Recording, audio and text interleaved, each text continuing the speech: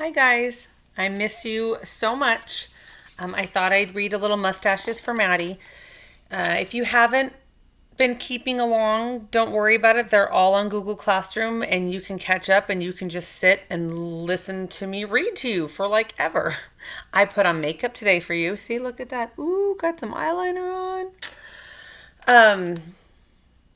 So I'm going to be reading chapter 17, and it is titled Meeting Romeo. So if you need a little background to remember, because it's been a little bit because I was a slacker this week, and I apologize for that. So she got the part of Juliet and found out that Devin does not like Cassie, and Devin actually has the part of Romeo. So that's where we're at for chapter 17. So Devin looked at me, then back down at his script. He wiped his palms against his pants and started.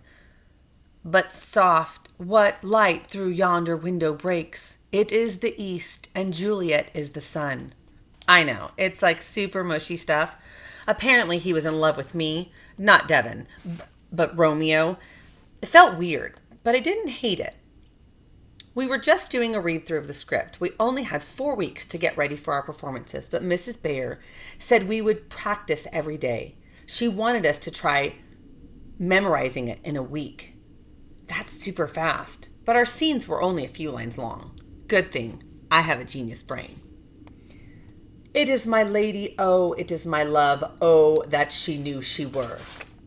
He said it all with his face almost buried in his folder. He sounded more like a robot than an actor. I wanted to say that he didn't have to worry. I knew he didn't really like me, and that we were only pretending. He probably would have been crazy red if Lexi had gotten Juliet's part. See how she leans her cheek upon her hand, Devin said, still not looking up. Oh, sweet potato fries! Apparently, I was supposed to be leaning my cheek against my hand. I hadn't noticed at all. That would be really funny if he said that in the play, and I was like just standing around in the totally wrong position. I rested my head on my right hand. My left hand was balled in a fist again, and it started to tuck back. Probably not the best Juliet position.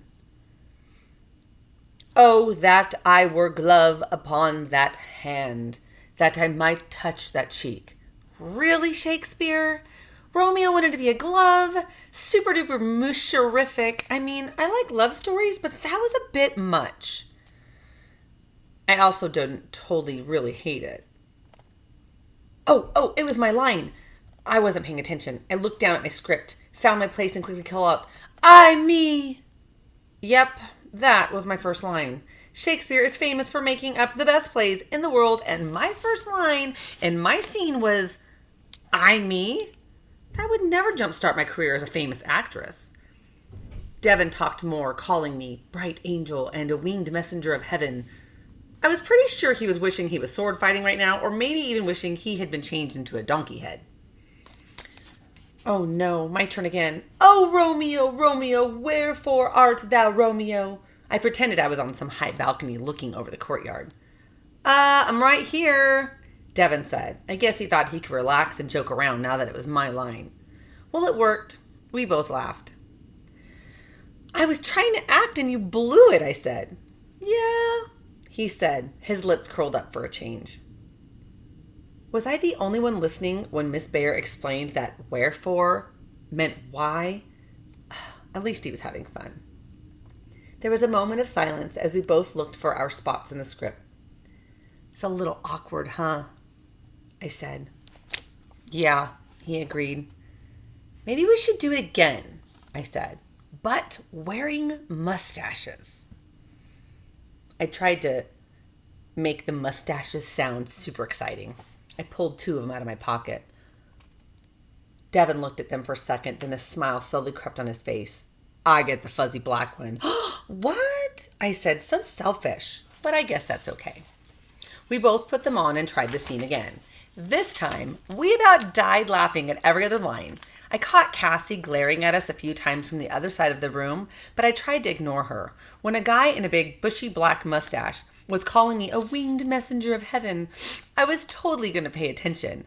You don't get a lot of those opportunities in your life. Shakespeare should always be done with mustaches. We made it through our first scene before the last bell rang. We still had one more to go. That was fun, Devin said, taking off his mustache. It really was, I said, taking mine off too. When I took his mustache from him, our hands touched a little, but I pretended not to notice. Maybe being Juliet would be a great thing.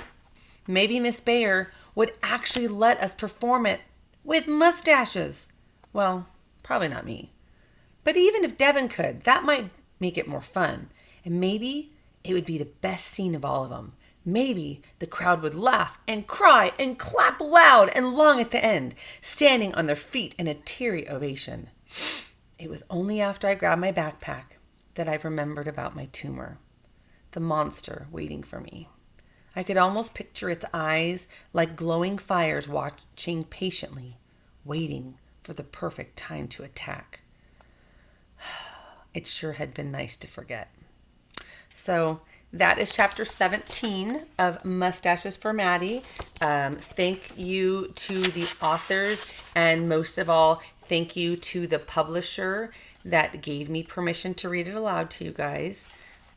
There's some really cool stuff that Shadow Mountain Publishing had kind of sent over with the book, and so maybe I'll post some of that stuff on Google Classroom. So I hope everyone is staying safe and healthy. I hope you are not driving your parents crazy, and I hope that you are trying to make the most out of this unique situation. But I miss you. I think about you all the time, and I can't wait until I can see you guys. So for now, big old air hug and a big old mwah, air hit kiss, and an air high five and an air fist bump. And I hope you guys are treating each other well. And that's all for now. All right. Remember, this will be on Google Classroom on the stream.